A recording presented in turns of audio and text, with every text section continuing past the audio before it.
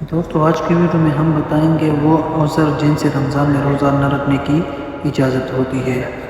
Number 1، بیماری کی وجہ سے روزے کی طاقت نہ ہو یا مرض بڑھنے کا شدید خطرہ ہو تو روزہ نہ رکھا جائے، یہ جائز ہے، بعد رمضان اس کی قضا لازم ہے۔ نمبر 2، جو عورت حمل سے ہو اور روزہ میں بچے کو یا اپنی جان کو نقصان پہنچانے کا اندیشہ ہو تو روزہ نہ رکھے، بعد میں قضا کرے۔